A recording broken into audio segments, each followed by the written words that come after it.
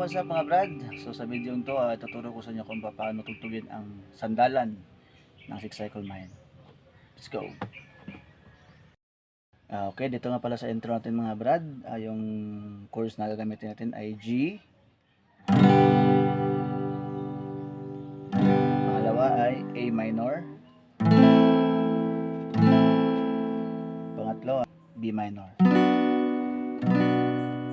So bali uulitin natin yan dalawang beses.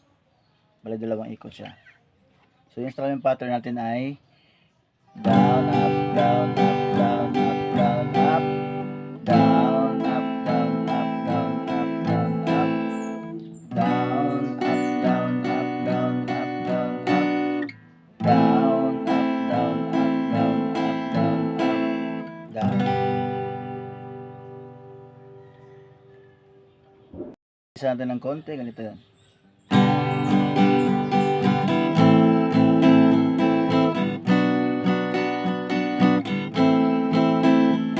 Isa pa.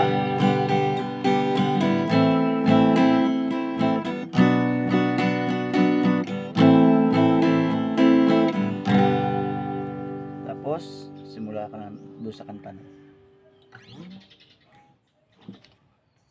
So, okay guys, bago nga pala tayo magsimula doon sa verse, tuturo ko muna sa inyo kung paano yung intro niya, yung lead part.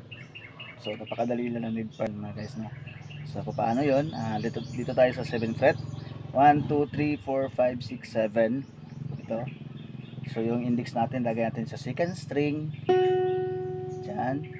Tapos, yung middle finger din natin, lagay natin sa 2nd string sa 8th fret. So, gagawin natin dito is, hammer natin yung 7th fret papunta sa 8th fret. Kalabit tayo dito sa 2nd string. Tapos, hammer natin tong middle finger natin sa 8th fret. Ganyan.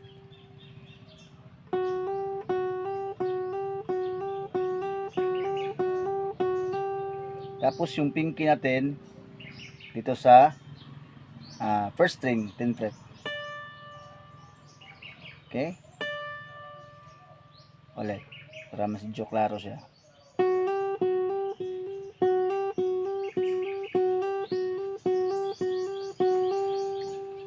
Sa 10th fret tayo, 1st string. Tapos alabit. Ganyan. So bali dalawang beses yan uulitin.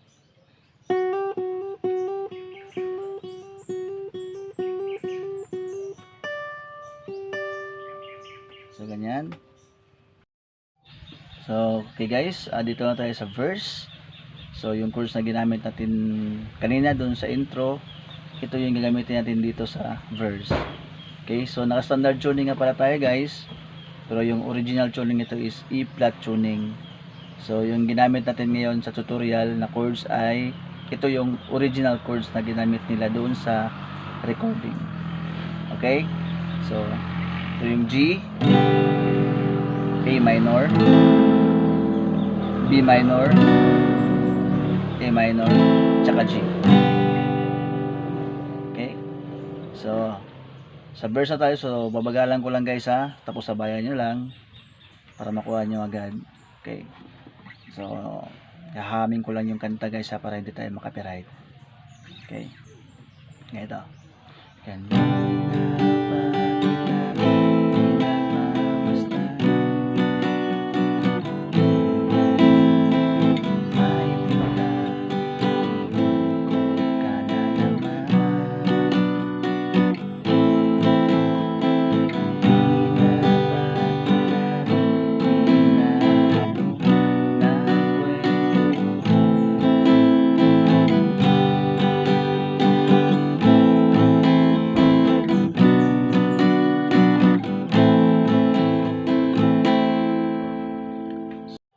So dito sa refrain mga brad, so may 5 basic chords lang tayo gagamitin dito.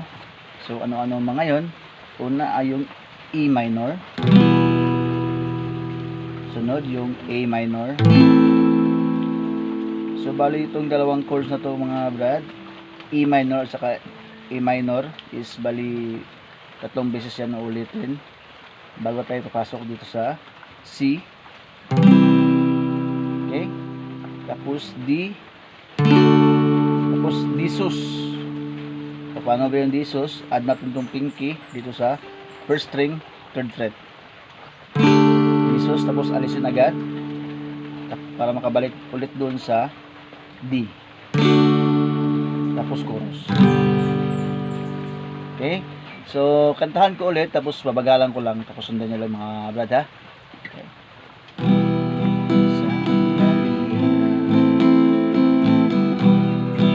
Teka lang. Pangatlo to. C. D. Disos. Okay? So, pwede rin ganito guys, oh, yung strumming pattern dyan is sandali lang, isa-isa lang, isang strum lang pababa. Teka lang.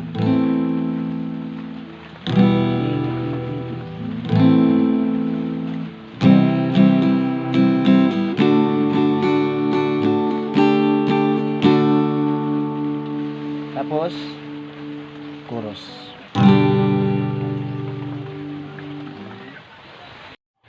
Okay, dito sa chorus natin guys, no? Yung chorus natin na gagamitin natin is ganun pa rin. G, A minor, B minor, A, tsaka G. Okay, kantahan ko ulit. Tapos sundan nyo lang. Babagalan ko lang mga brad para masundan nyo agad, ha? Okay, so humming natin ulit para hindi tayo makapiright. Sige lang.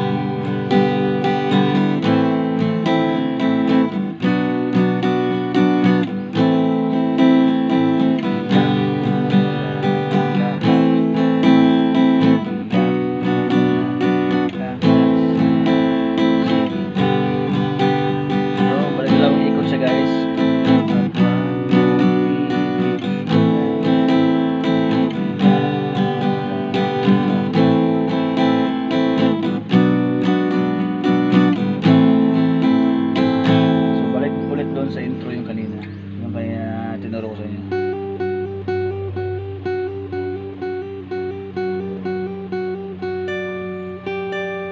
So bali isang beses lang yon, tapos balik ulit dun sa verse. So kantahan ko ulit, tapos sabayan na lang.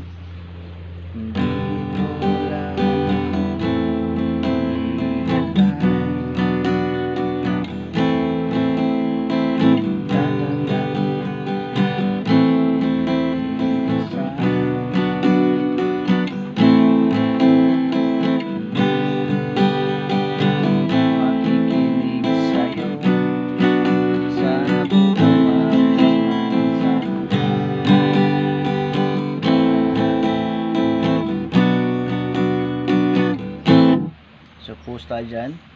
Tapos diretso na tayo sa chorus kasi wala nang refrain dito. Sige lang. Ganun pa rin.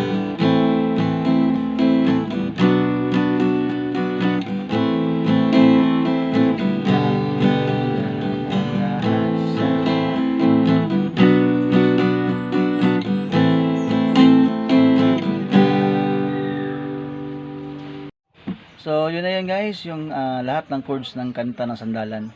Okay, sana sa video to guys, no, sana may natutunan kayo. At huwag nyo pong kalimutan na i-support yung page ko guys, ha. Ay, paki-follow naman po guys. Tapos, like and share lang po para updated guys sa mga videos na i-upload natin. Okay, hanggang sa muli guys. Paalam.